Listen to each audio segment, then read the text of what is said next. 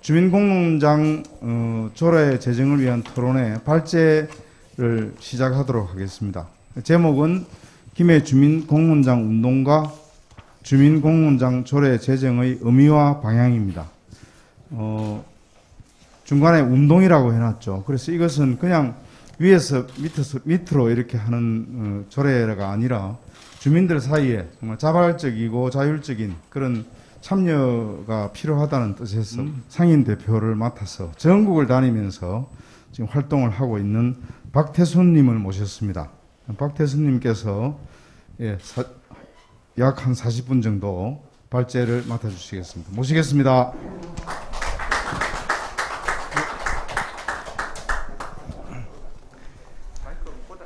예, 있어요. 켰어요. 소리 들리는 거죠, 지금? 마이크. 안녕하세요. 한국공동포럼 박태순입니다. 반갑습니다. 마스크 벗고 할까요?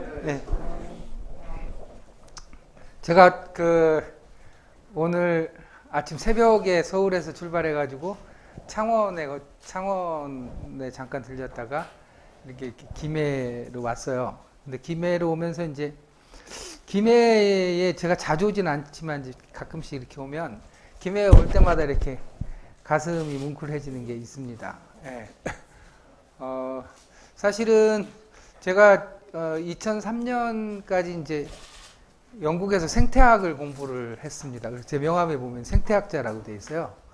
그런데 이제 2003년, 2004년에 이제 참여정부가 만들어지면서 당시에 뭐 새만금, 뭐 부안방패장, 뭐 천성산, 뭐 굉장히 많은 갈등이 이제 터지면서 이게 국가가 이렇게 어떻게 갈등을 해결할 것이냐라고 하는 거를 처음으로 고민을 하셨었어요. 노 대통령께서.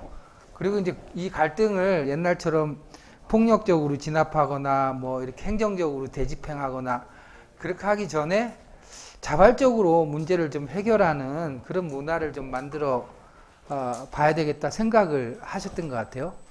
그래가지고 이제 당시에 그 대통령위원회에 갈등 관련된 이제 팀을 만드는데 일을 시켜 먹으려고 하는데 사람이 없잖아요. 그랬더니 영국에 있는 저를 이제 부르신 거예요. 그래가지고 이제 제가 귀국을 해가지고 일을 하다 보니까 갈등 관련된 것, 공론 관련된 일을 하게 됐습니다. 어떻게 보면 제 운명을 바꿔놓으신 거예요. 그래서 여기 오면서 말 그대로 깨시민이라고 하는 것을 저는 여전히 그 미션을 향해서 가고 있다 이렇게 그런 생각을 하면서 왔습니다. 오늘 이제 여러분들하고 같이 주민공농장 운동에 대해서 이제 말씀을 좀 드릴 건데요. 이게 너무 많이 들은 말이지만 결코 쉬운 말은 아니에요. 여러분들이 오늘 제가 드리려고 하는 핵심적인 내용, 제 마음과 여러분들의 마음이 이렇게 딱 통하면 새로운 세계를 보시게 될 거예요. 근데 그게 뭐가 다르지? 라고 하는 애매한 입장이 되면 제 강연은 실패한 겁니다. 그래서 이게 케미가 잘 맞아야지 됩니다. 그래서 오늘 이제 한두 가지 먼저 최근에 있었던 사례를 말씀을 드리고, 그 다음에 주민공농장 운동이 뭔지, 또 주민공농장을 활성화시키기 위해서 우리가 조례를 지금 만드는 일을 하고 있는데 그 조례에 담길 핵심적인 내용이 뭔지, 또 최근에 그 조례 제정과 관련된 전국적인 현황은 어떤지, 이제 그런 말씀을 중심으로 좀 드리겠습니다. 제가요, 최근에 주민공농장을 2개를 사람들하고 같이 만들어서 운영을 했습니다. 이게 기존에 여러분들이 말씀하시는 공론화나 이런 거하고 어떻게 다른지 한번 잘 고민을 한번 해보세요. 연천이라고 있어요. 철원 옆에 연천 있죠. 근데 거기에는 두루미가 학이에요. 학이 한 1년에 한 600마리쯤 옵니다. 그런데 여태까지는 그 연천군하고 환경단체들이 먹이를 공급을 해줬어요. 근데 이게 관련된 조례도 없고 그냥 예산이 있으면은 이렇게 주고 이렇게 했습니다. 근데 두루미들이 어떤 이유에선가 계속 개체수가 증가해요. 아마 다른 생태계가 안 좋아지니까 그런지 휴전선하고 이렇게 휴전선에 이렇게 겹쳐 있어요. 그랬는데 개체수는 계속 증가하는데 이게 이 두루미들은 율무를 먹어요. 율무. 예. 철원에 있는 거는 이제 철원 쌀을 먹는데 얘네들은 율무를 먹어요. 그래가지고 근데 개체수는 많아지는데 율무를 그럼 공급을 해줘야 되잖아요. 근데 율무가 가격이 폭락했어요. 중국 율무가 들어오면서. 그러니까 사람들이 이제 인삼이나 이런 것으로 이제 자꾸 바꾸는 거야. 그러니까 개체수는 많아지는데 먹이는 감소하면서 이게 두루미에 대한 이제 위기가 생긴 거죠. 그런가 하면 저기가 임진강 수계인데 임진강 물을 홍수를 조절하기 위해서 군남댐이라는 댐을 만들면서 여태까지 광범위하게 있었던 두루미 서식처가 상당 부분 물에 잠기게 됐어요. 이제 이런 상황에서 이제 먹이 공급과 서식처 보호를 어떻게 할 것이냐라고 하는 것이 큰 문제였는데 연천군하고 환경단체하고 이런 데서 이 작업을 이렇게 쭉 해왔단 말이에요. 근데 이게 제때에 먹이 공급이 제대로 이루어지기가 어렵죠. 왜냐하면 그분들이 365일 사는 것도 아니고 어떻게 옮겨 다니는지 이걸 다 알 수가 없잖아요. 그래서 이제 계속 고민을 하다가 그럼 주민들이 가장 두루미에 대해서 잘 아는 주민들이 중심이 돼서 이 두루미를 보호하기 위해서 주민과 지자체와 환경단체가 어떻게 협력하면 될 것인지에 대해서 논의를 하기 시작했어요. 주민들이. 그 중면이라고 하는 두루미가 오는 마을에 있는. 그러면서 이제 이게 주민들이 자발적으로 공론장이 만들어진 거죠. 그러면서 이제 전문가도 불러가지고 두루미에 대해서 공부도 하고 그 다음에 또 먹이 공급 방법에 대해서도 공부를 하고 이렇게 이제 자발적으로 점점 이렇게 진화를 한 거예요. 진화를 하다가 이게 이제 그렇게 되니까 이제 면에서도 관심을 갖게 되고 군에서도 관심을 갖게 되고 또 물 관리를 하는 수자원공사에서도 관심을 갖게 되면서 이게 이제 이렇게 협력 체계가 만들어진 거예요. 그렇게 해가지고 공식으로 이제 공론장을 만들어서 운영을 하기 시작했어요. 그래서 저한테 공론장을 어떻게 구성해서 운영하는지에 대해서 좀 알려달라고 그래서 제가 여러 차례 가서 사람들하고 같이 논의도 하고 했습니다. 어쨌거나 그렇게 해서요 놀라운 결과를 도출을 했어요. 이게 잘 안 보이시는데 자료에는 잘 보일 거예요. 지금 현재 문제가 뭐고 현재 현황이 어떻고 문제가 뭐고 두루미를 보호하기 위해서 주민들이 해야 될 것은 뭐고 연천군이 해야 될 것은 뭐고 시의회가 해야 될 건 뭐고 수자원공사가 해야 될 것이 뭔지를 정리해냈어요. 굉장히 구체적으로 세밀하게 정리를 해냈습니다. 그리고 그 내용을 바탕으로 연천군 의회에서 그거를 조례로 만들기로 했습니다. 네. 제일 처음에는 연천군에서 저거 쟤네들 뭐 하는 거야? 라고 이렇게 굉장히 회의적인 눈으로 봤어요. 그런데 그 자세가 굉장히 진지하고 하나씩 만들어 가는 것이 굉장히 이렇게 신뢰가 생기니까 연천군에서도 그래서 연천군에서는 예를 들면 체계적인 관리 계획을 세우고 예산 계획을 세우기로 하고요. 군의회에서는 당연히 이것과 관련된 조례를 제정을 하기로 하고요. 시민 환경단체들에서는 일방적으로 자기네들이 와가지고 이렇게 아무데나 뿌리는 게 아니라 주민들이 갖고 있는 데이터를 기반으로 해서 주민과 협조해서 적재적소에 먹이 공급을 하도록 또 수자원공사는 그 수위 조절과 관련해서 필수적인 서식지가 잠기지 않도록 물 관리를 하기로 이렇게 내용이 구성된 겁니다. 여기서 중요한 거는 주민이 스스로 자신들의 문제를 제기하고 풀어가기 시작했다라고 하는 점이고요. 그 다음에는 주민들과 행정과 의회가 서로 협력체제를 구축했다라고 하는 점이고요. 그 다음에 마지막으로는 그렇게 해서 공론장에서 나온 내용을 법으로 만들었다라고 하는 겁니다. 조례로 만들었다라고 하는 겁니다. 보통 공론화는 어떻게 하나요? 국가가 정한 의제를 가지고 국가가 정한 방식으로 사람들을 동원하는 방식이죠. 그렇습니다. 그게 왜 공론화에 사람들이 매력이 계속 떨어지냐면 자기 문제가 아니거든요. 또 참여할지 말 건지를 자기가 결정하는 게 아니잖아요. 그리고 그 방법, 어떤 방식으로 진행할 것인지도 누군가가 정해가지고 내려오잖아요. 피동적이고 동원 대상일 수밖에 없죠. 그 다음에는 이제 어제 그저께 권고문을 실제로 전달한 당진 3패장 산업폐기물 처리장 관련된 사안이에요. 아마 여기 창원에도 비슷한 문제, 김해에도 비슷한 문제가 있었던 것 같아요. 근데 이게 3패장이 굉장히 문제라고요. 근데 여기 당진에 수도권에서 가깝다 보니까 지금 산업폐기물이 지금 문제잖아요.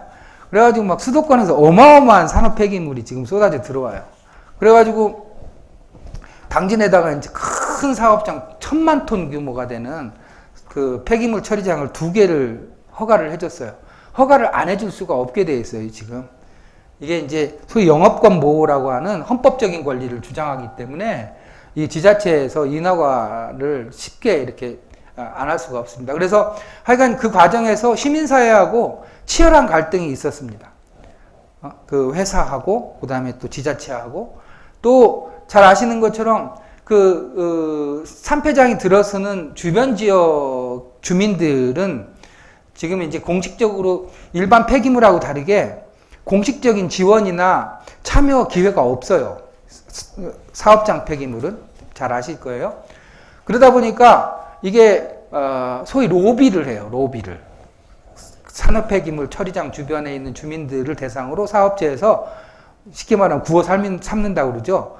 그러면서 이제 시민단체하고 주민들 간에도 굉장히 관계가 안 좋아졌죠. 그래서 이 3패장 문제를 축으로 해가지고 지역사회가 심각한 갈등에 휩싸였어요. 그러고서는 이제 그 산업 폐기물이 들어서니까 이제 반대운동을 했던 사람들은 이제 자포자기에 빠진 거죠. 네. 그런데 여러분, 3패장은요, 들어서느냐 마느냐도 중요하지만 3패장이 들어선 다음에 그것을 어떻게 관리하고 오염을 저감하고 그 다음에 침투수가 유발하지 않도록 그 사후 관리를 하느냐가 훨씬 더 중요해요. 이 뒷부분이 없으면 정말로 재난 상황이 발생할 수 있습니다. 제가 몇 군데 재난이 실제로 발생한 것도 봤거든요. 근데 이제 이게 3패장이 들어서는 것을 저지하는 데만 신경을 쓰다 보니까 아무런 이제 에너지가 없는 거죠. 그런 상황에서 이게 3패장은 실제로 관리 문제가 훨씬 더 본질적이기 때문에 이 문제와 관련해서 다시 힘을 모아서 문제를 제기해야 된다라고 하는 이제 움직임이 시민사회를 중심으로 형성되기 시작했어요. 그러면서 이제 문제 제기를 하고 시민사회 문제 제기를 당진시장이 받았어요. 그 내용은 뭐냐면 사후 관리 방안에 대해서 주민들과 시민이 참여하는 공론장을 만들어라 라고 하는 요구였어요. 그리고 당진시장은 그 내용을 받으면서 내가 공정성과 중립성을 유지하겠다. 내용에 관여하지 않겠다. 공정하게 운영하겠다. 그리고 공론장이 제대로 운영하도록 지원하고 협조하겠다라고 하는 약속을 했습니다. 그리고서 이제 5월 달부터 5, 6, 7, 8, 9월까지 약 5개월에 걸쳐가지고 공론장이 만들어졌습니다. 공론장에서 한 첫 번째가 뭘까요? 공론장에서 한 첫 번째는요, 이 부분이 다릅니다. 우리가 공론장에서 무엇을 논의할 것인지를 가지고 시민들이 모여서 같이 논의했어요. 그래서 시민들이 5개 의제를 정했습니다.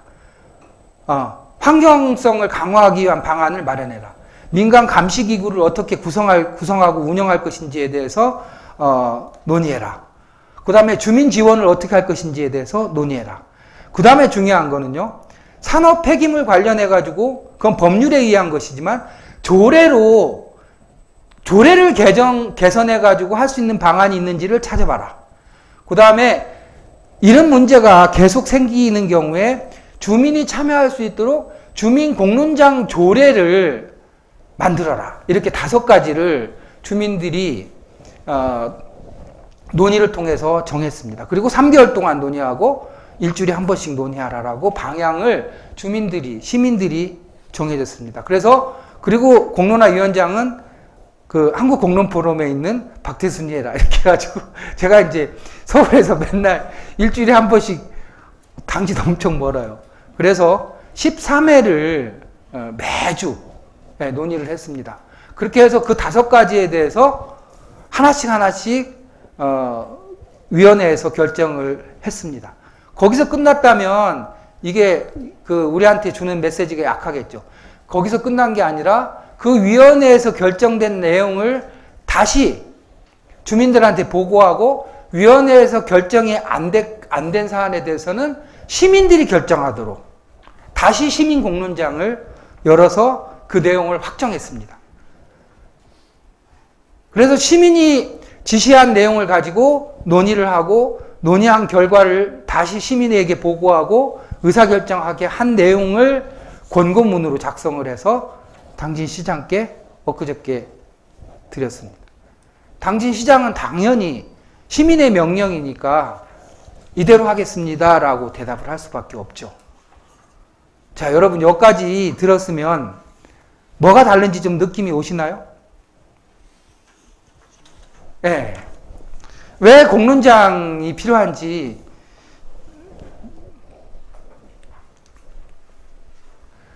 자, 이게 약간 철학적인 건데 여러분들 충분히 이해하실 것 같아요. 권력에는 있잖아요. 위에서부터 아래로 흐르는 권력만 있는 게 아니에요. 우리가 이제 도구적 권력이라고 하는데 힘이 센 사람이 지배하고 힘이 약한 사람이 복종하고 행정기관이 명령하고 주민들은 따르고 하는 수직적인 권력이 있죠. 그런데 여러분, 진짜 권력은 그게 아니에요. 진짜 권력은 어디서 생기는지 아세요? 우리가 관심 있는 문제에 관해서 같이 모여서 논의하고 의기투합하고 서로에 대해서 이해가 넓어지고 신뢰가 생기면서 우리 스스로 무엇인가 결정해 가는 과정에서 우리가 힘이 생깁니다. 그게 권력의 원천적인 힘이에요. 그것을 소통 권력이라고 그래요. 다른 나라들, 소위 민주주의 국가라고 하는 것은 그 힘으로 법도 만들고 제도도 만들고 국가도 만들고 행정도 만드는 거예요. 민주주의의 원래 힘은 우리가 사는 세상에서 겪고 있는 문제를 어떻게 해결해 갈 것인지를 사람들이 모여서 논의하고 그리고 결정을 하면서 그것을 현실화하는 것이 법이고 제도고 행정인 것입니다. 근데 우리한테는요, 그런 경험이 없어요. 왜 그럴까요?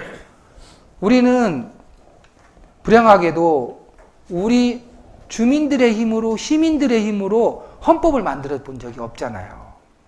그죠? 어느 날 갑자기 주어졌잖아요. 이 세계 정세가. 그런데 이제는 만들어야 돼요.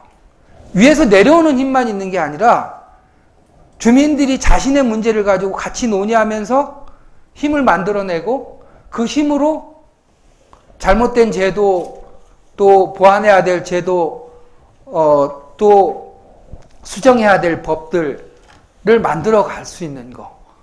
아까 두루미 공론장에서 본 것처럼 그런 아래로부터 위로 올라가는 힘을 만들어내야 됩니다. 그거를 수직적인 권력이 아니라 수평적인 권력이라고 하고요. 그것을 소통 권력이라고 그래요. 왜 소통 권력이라고 하냐면 보통 수직적인 권력은 뭘 가지고 해요? 강제력을 가지고 하죠. 안 들면은 안 돼 이거잖아요. 권위적이고 일방적이죠. 그렇지만 수평적인 권력은 우리 삶을 살아가는 사람들이 함께 논의하면서 형성되는 힘이에요. 그래서 의사소통 권력이라고 얘기합니다. 이 의사소통 권력을 우리가 만들어내야 돼요. 의사소통 권력을 통해서 정부를, 국가를 타도하자는 것이 아니에요. 없애자라고 하는 것이 아닙니다. 내려오는 힘만큼 밑에서 올라가는 힘이 있어야지 제대로 된 법과 제도가 만들어지는 거죠. 여러분 생각해 보세요. 우리는 벌써 감수성이 사라졌는데요. 조선시대 때도요. 우리 마을에 길을 어디에다 낼 거고 향교는 어디에다 세울 것이고 그 다음에 우물은 어디에다 낼 것인지를 마을 사람들이 스스로 정했습니다. 그런데 지금은요. 우리 마을에 길 하나 놓으려고 해도 전부 행정에 신고하고 허가를 받지 않으면 안 돼요. 여러분 생각해 보세요. 우리는 전일적인 행정국가에 살고 있어요. 옴짝달싹도 못해요. 그러니 행정은 얼마나 죽어나가겠어요. 그 모든 것을 스스로 책임을 져야 되니.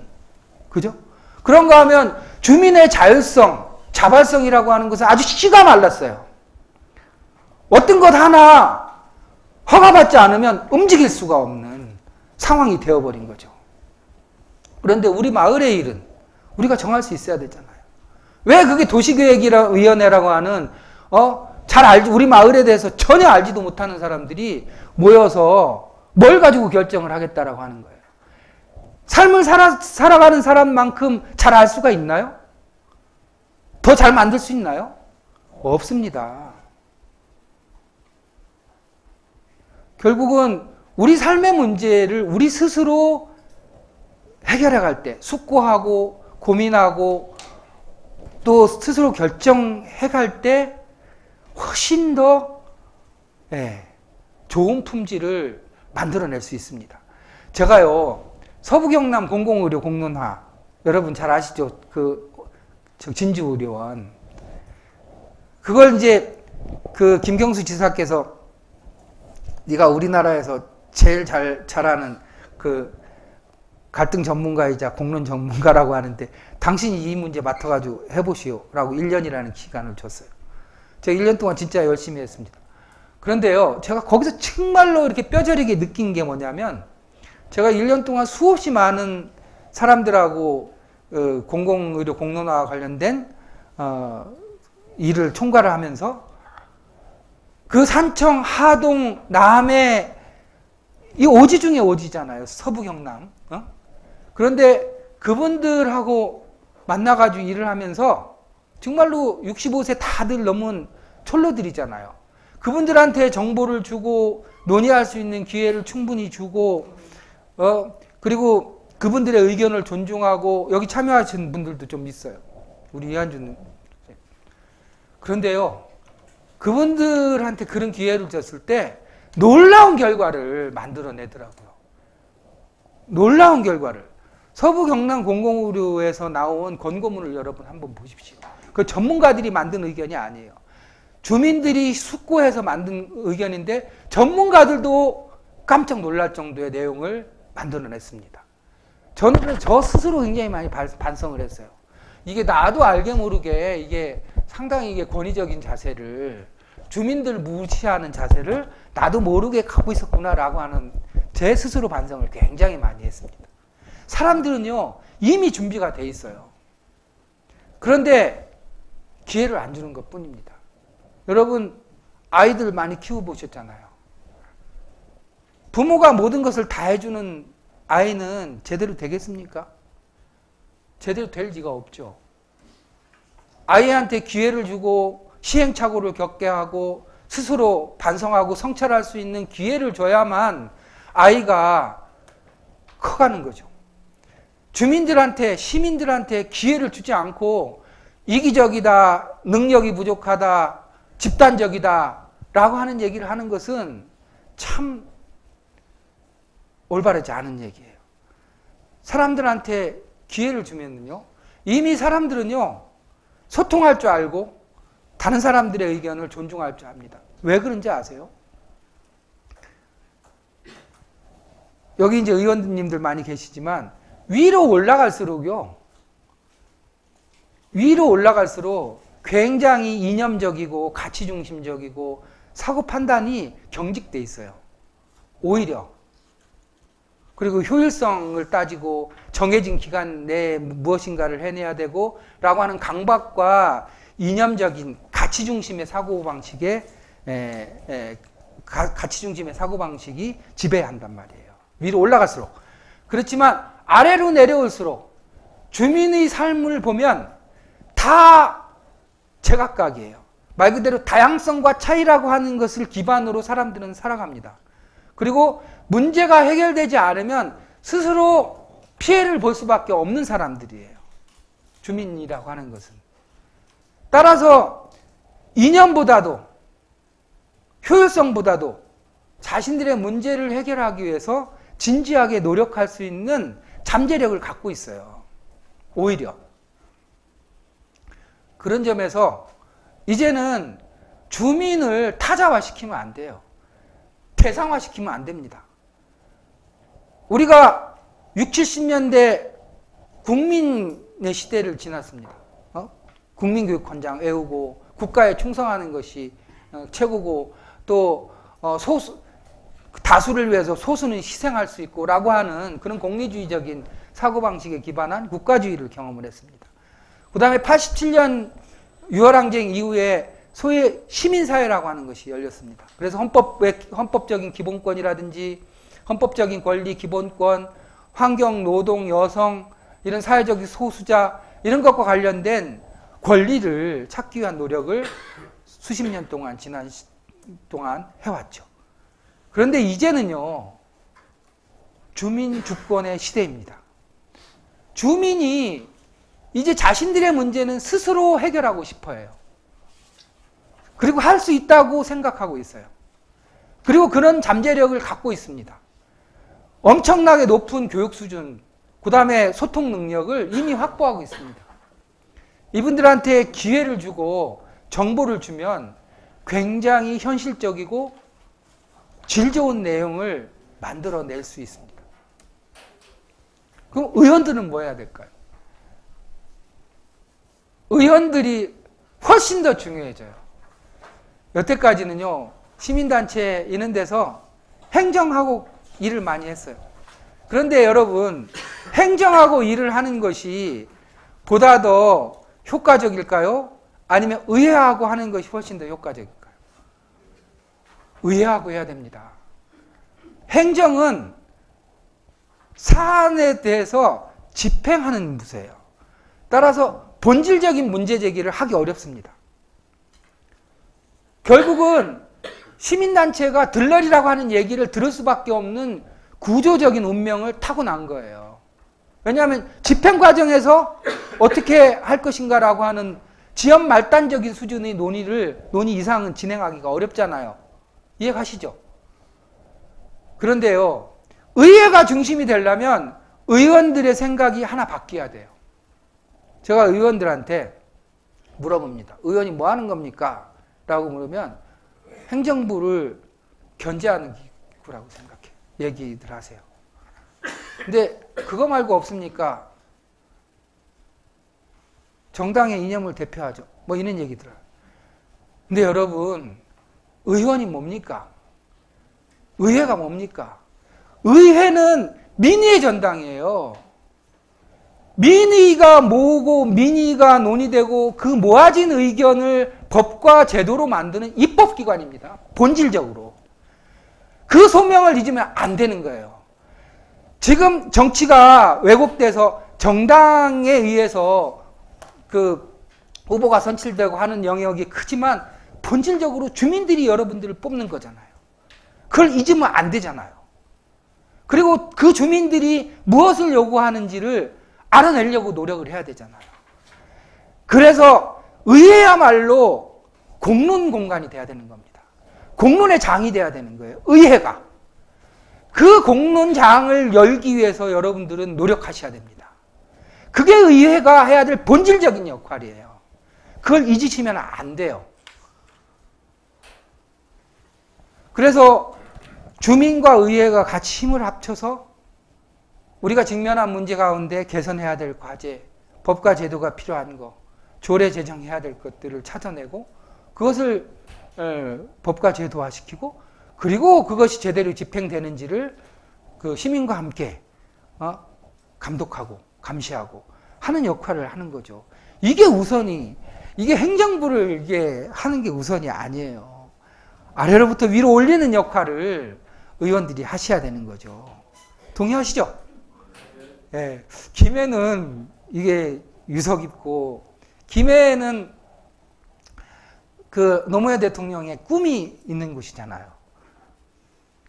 여기서부터 그런 역사가 일어났으면 좋겠어요.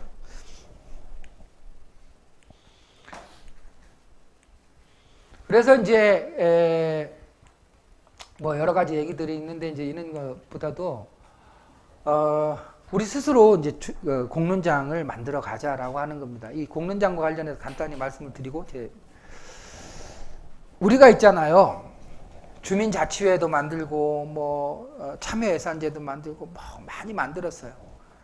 그런데 여러분 이제는 조직 만드는 일이 필요한 때도 있었죠.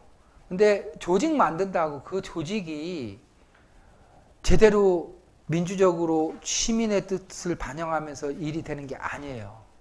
위원회들 얼마나 많습니까? 1년에 한두 번 서면으로 하거나 1년에 한두 번 형식적으로 개최되는 것들이 대부분이죠. 이제는 위원회가 중요한 게 아니에요. 조직을 어떻게 틀을 만들어 놓느냐가 중요한 게 아니고요.